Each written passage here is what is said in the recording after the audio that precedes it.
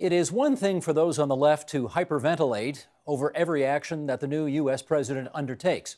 It is something else when longtime conservative thinkers worry about the potential for a slide into authoritarianism. David Frum is a former speechwriter for George W. Bush, now senior editor of The Atlantic, and of course originally hails from these parts. And he joins us now from Washington, D.C. David, delighted to have you back on the program. How's things? Thank you. Thank you for your hospitality. Not at all. I must say I can't recall the last time that a magazine article got as much buzz as the one that you have just done. And for those who may not yet have read it, let's read an excerpt here to get us off to the races. Donald Trump, you write, represents something much more radical. A president who plausibly owes his office, at least in part, to a clandestine intervention by a hostile foreign intelligence service, who uses the bully pulpit to target individual critics, who creates blind trusts that are not blind, invites his children to commingle private and public business, and somehow gets the unhappy members of his own political party either to endorse his choices or shrug them off. If this were happening in Honduras, we'd know what to call it. It's happening here instead, and so we are baffled. David, some people are observing that not even a month into Trump's presidency, you are already suggesting that America is turning into a banana republic, and they wonder whether or not you're a little quick off the trigger to come to this conclusion. What say you?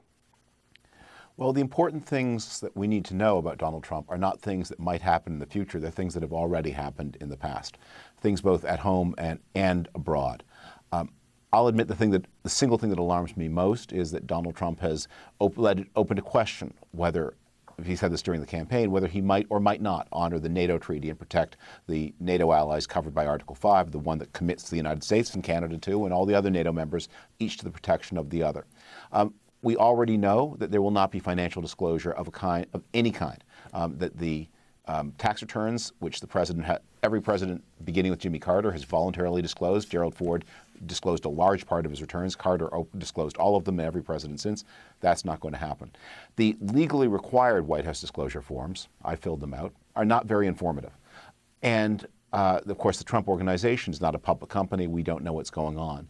But the Trump family itself has told us that they are hugely dependent on influxes of money from Russian investors. The relationship between Trump and the Russians is extremely disturbing. And we all saw that footage of Donald Trump at his June press conference, his last press conference before the election, inviting Russia to hack Hillary Clinton's emails and publish them for the world. Let's talk about the media. He has already declared, and so has his spokesperson, that the media are in essence, the official opposition in Washington now, and they intend to be treated that way. How do you believe that Donald Trump can harm the media? Well, one of the things we need to understand that the media no longer means Reuters, the New York Times, the Financial Times, those familiar brands. The most important media company in America is Facebook. That's where people get their information from. Twitter is one of the top 5. And these new companies, which often lack a sense of themselves as media organizations, are tremendously susceptible to pressure. Let me just give you one example from Twitter, the president's favorite medium. Shortly before the election, about a week before, Twitter canceled a number of accounts belonging to one or another white supremacist. By the way, I don't know that this was a wise thing to do, and I wrote a column at the time criticizing it, but Twitter did it, and it was clearly Twitter's right to do it. It's a private platform. There's no First Amendment claim against Twitter. I spoke to somebody who was very intimately involved with the Trump Organization at the time, and they were outraged. And they talked very menacingly about bringing antitrust actions to bear against Twitter should they win the election. After Donald Trump won, he convened a meeting of tech executives. Twitter was pointedly excluded from the meeting, although it was the president's favorite platform. And around that same time, Twitter reinstated all of those accounts, not only reinstated them, but verified them. Now, if President Trump were to say to the Washington Post, hey, you have a pro-me columnist, you just fired him, I demand you reinstate him on penalty of punishment, we would see what that was. But Twitter is a publisher just as much as the Washington Post is. And everyone who has an account there is a columnist, and Twitter has the right to close our accounts. The president pressured them, apparently, into reopening them. there are other, so when you think about the kinds of pressures that are brought to bear against the media, you have to think about this in 21st century way. And I know this is too long an answer, but let me say one more thing about this. One of the things that the risk really of getting wrong in understanding the Trump presidency is we look back to the 1930s and 40s for examples of what authoritarianism will look like. But we live in a different world. It's not going to look like that. It's not going to function like that. And you have to be alert to the signs of how it would function in the 21st century, not in the middle of the last century. And your article does that in The Atlantic, and therefore let's play it forward. If the scenario you described today is merely the thin edge of the wedge and it gets worse for media in the United States and beyond, what does that look like? Well, what it doesn't look like a police state.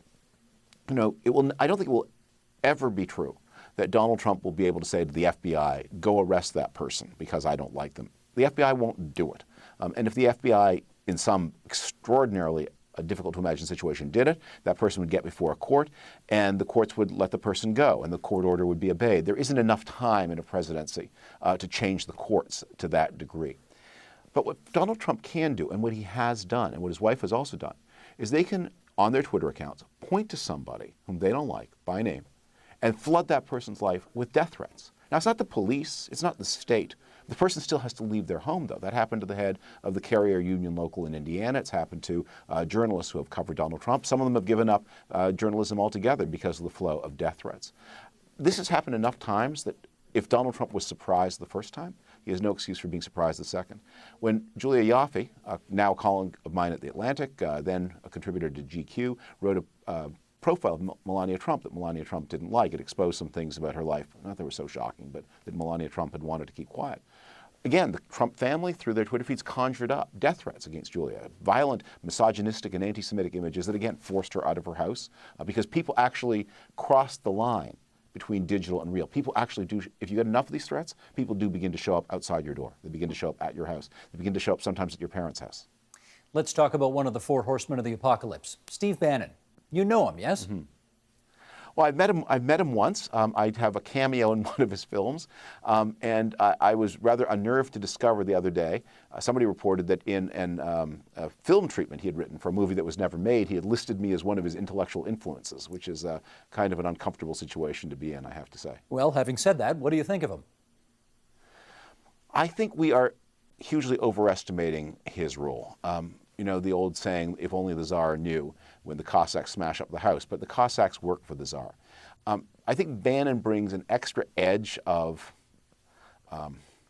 both, he's got a strong personal ideology, much more strong than Donald Trump's, and he also has never worked in any large organization before, certainly not government, so there's that much more chaos because of him. And I think he's one of the reasons that this executive order on immigration was such a chaos. But the impetus here does come from President Trump. And so long as Donald Trump is there, I don't doubt that Steve Bannon will be gone in fairly short order. He's attracting too much publicity and too much strong feeling one way or another. That's a dangerous place to be if you're in a White House aide. But I don't think very much will change after he goes, because the problem here is the Tsar, not the Cossack. He has been overheard apparently saying that Donald Trump is a blunt instrument for advancing his own beliefs.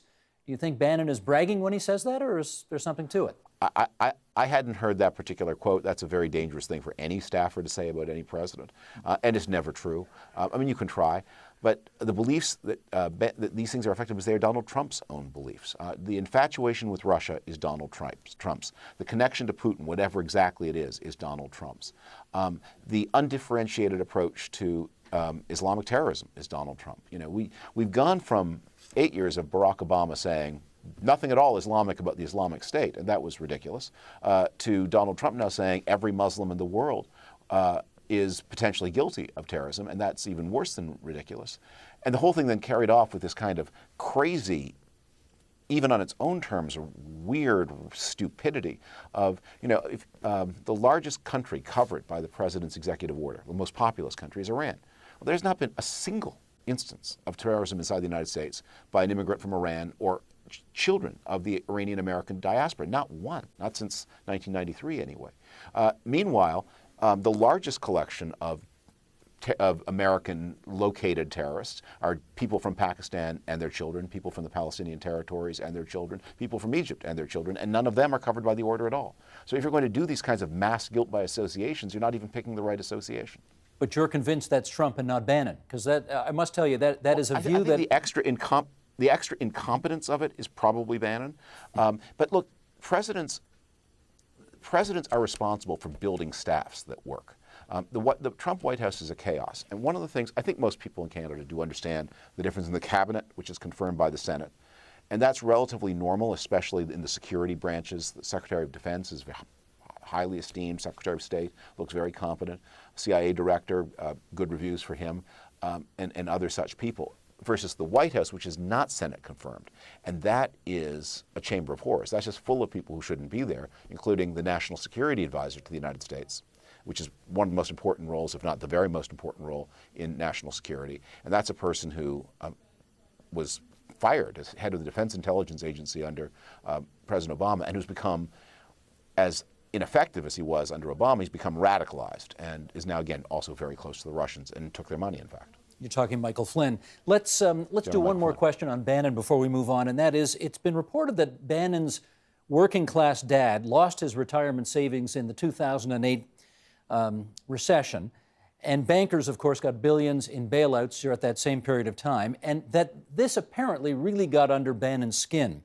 And if that's true, does that suggest that he actually, Bannon, has more in common with those on Main Street who feel very disaffected and less in common with the Goldman Sachs Hollywood producer types that he's also hung out with in the past? Well, a little more than hung out with them. He is himself a former Goldman Sachs banker. He has a tidy little fortune of his own, which he got from Hollywood. Because at one point in his career, he was financing movies. The people he was financing weren't able to pay their bills, and so instead they handed over their share of the residuals from a comedy to be produced that was ultimately known as Seinfeld, and that's how he earns his income. Look, this is the most phony baloney administration ever. The basic operating theory of this administration is you can be an investment banker, you can go to be involved with Goldman Sachs, you can have your suits custom made on Fifth Avenue, but so long as you're rude to people, that makes you a working class hero. David, how are you not worried about being so blunt about these guys? Did I say I wasn't worried? So you are worried? Of course I'm worried.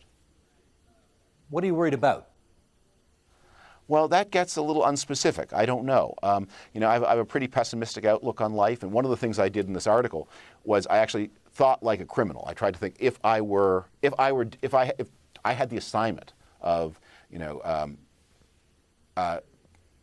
make the president improperly rich without being too much at risk at prison, shut down his critics in ways that won't generate alarms within the American constitutional system, how would you do it? So I tried, it's like a caper movie, like Barney in the old Mission Impossible, how would you do it in a way that was practical?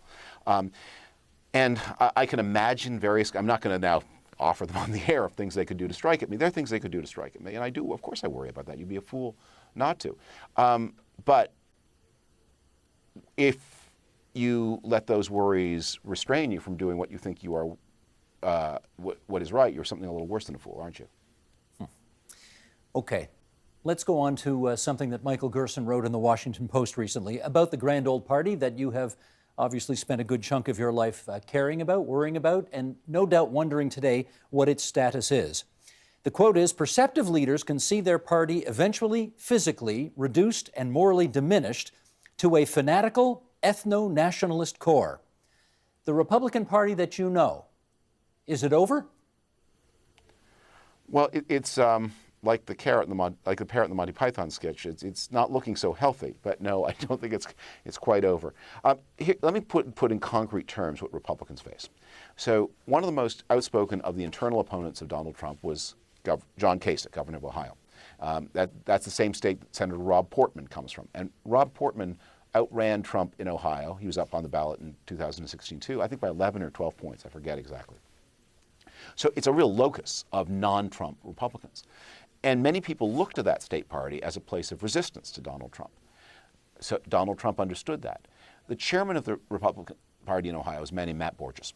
And he was close to Kasich. Kasich's chosen candidate to succeed. He wanted Borges to be reelected. This job came up for re-election in January, and Trump began making phone calls inside the Ohio Republican Party committee. It was a tiny little electorate that decides these things.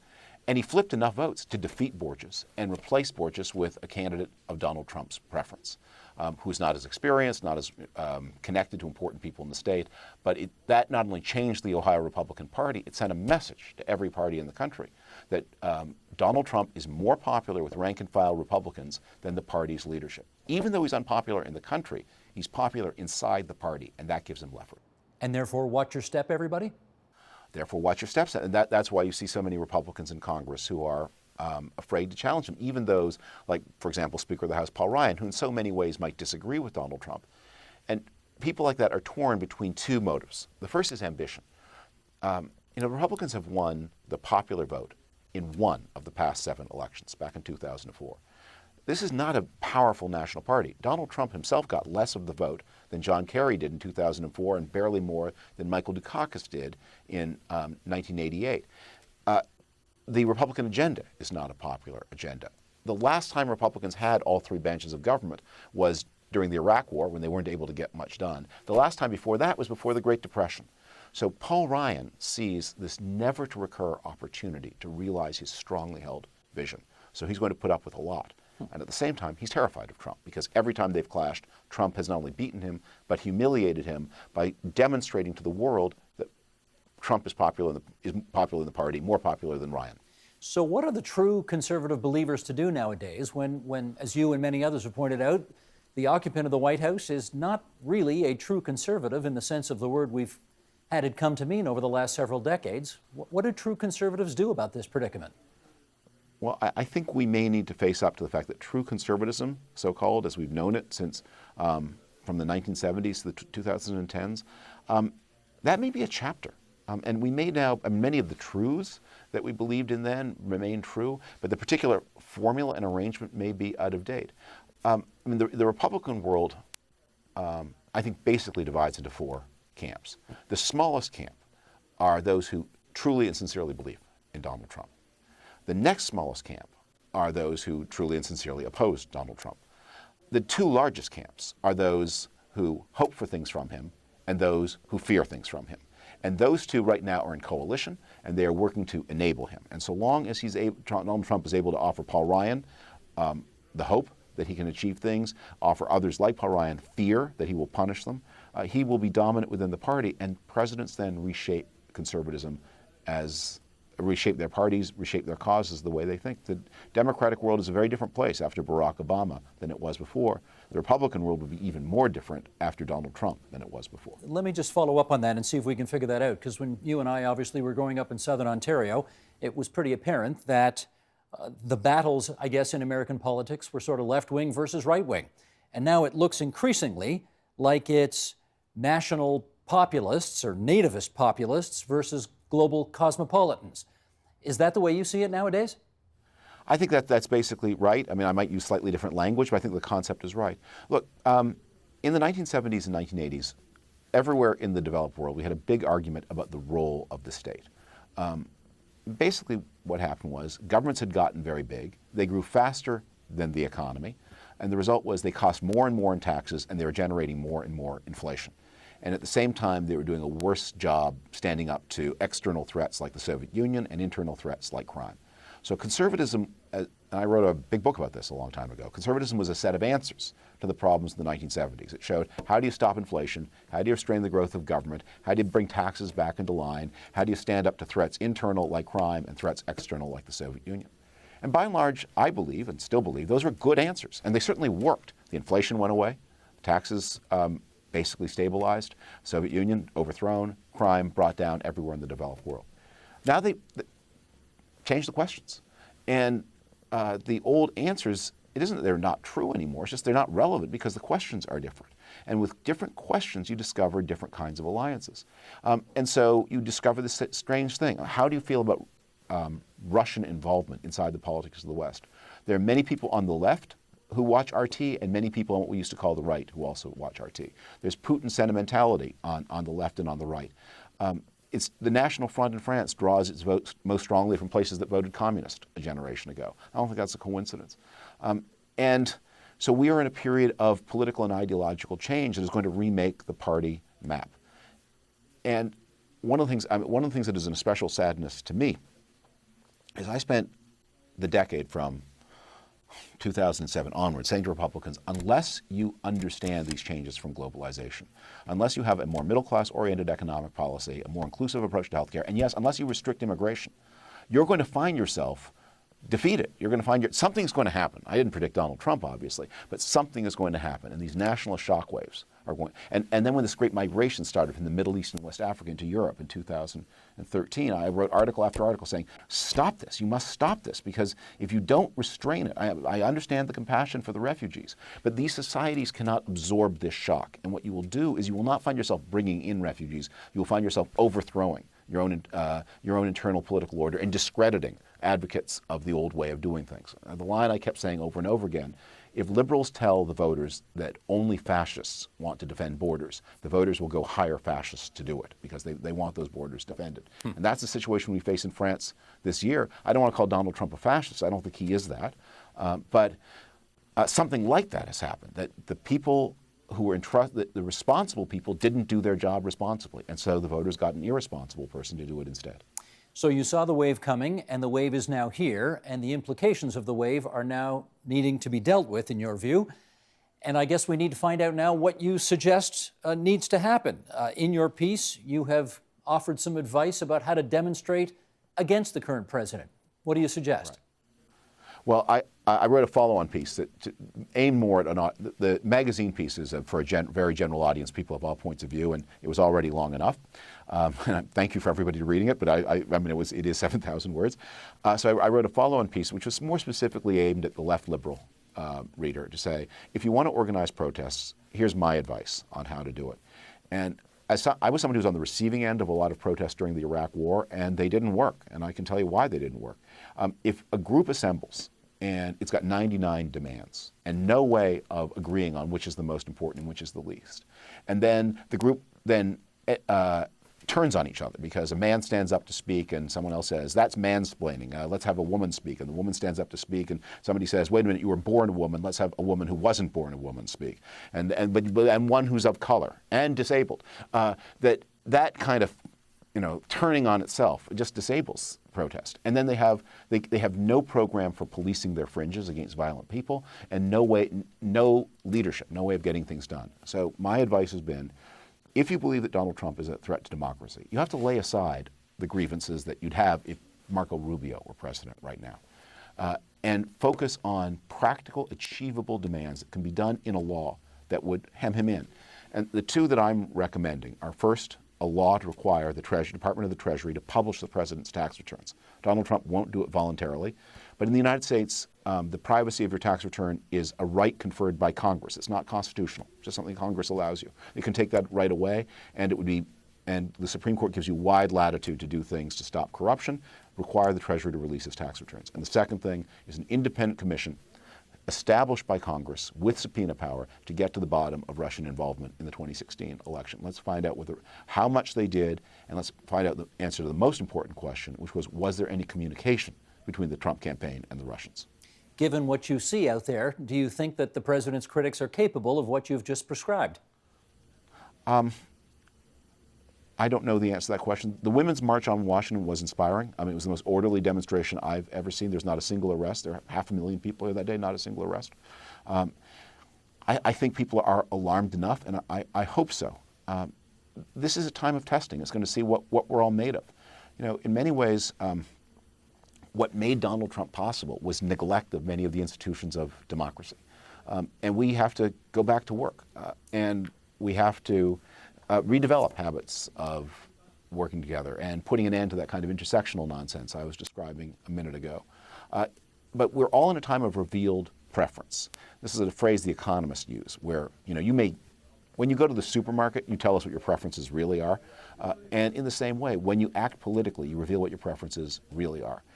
At the Women's March on Washington, they did not allow pro-life women who opposed Donald Trump on the platform. So if you make that decision, that tells me, your views on abortion, even now, you regard your view on abortion as more important than your view on Donald Trump. When you say, I will stand with people I disagree with about everything, so long as we agree about Donald Trump, then you're telling me that this is priority one. How about that building over your right shoulder, the Capitol Dome? Do you think the Democrats in there have what it takes to oppose this man? They don't have the numbers. But I think there's something like 24 Republicans who hold seats that went for Hillary Clinton in the national election. The Democrats need 18 of them. And it's certainly true that if one House of Congress were to flip, it would make a big difference. I mean, I can't believe I'm saying this, but it would make a big difference. Congress has the power to restrain Donald Trump. It just so far is not using it. And what we have seen over the past 3 administrations is Congress has become less and less interested in checking presidents of the same party. Bill Clinton did meet a lot of resistance from the Democratic majority in Congress when he had one in 1993 and 94. George W. Bush met a lot less from Republicans when he had majorities at various points during his presidency. And Barack Obama, in his first 2 years, he got everything he wanted from Democrats in Congress. Donald Trump, it's even more extreme than Barack Obama. That as public opinion polarizes, Congress is ceasing to act as a check on presidents of the same party. Well, that may mean we may need to flip party control of Congress more often. I must tell you that regardless of where I go, and I mean on the subway, on the streets, playing hockey with my buddies, the one question I get almost more than any other, I think, is, at what point in the 4 years do you think he'll be impeached? Because it's obvious he's not going to be able to finish his term. Do you have any hopes for that? Look, impeachment is, I want to avoid crises, and impeachment itself would be a crisis. And I think there are a lot of things you can do that would restrain him far short of that.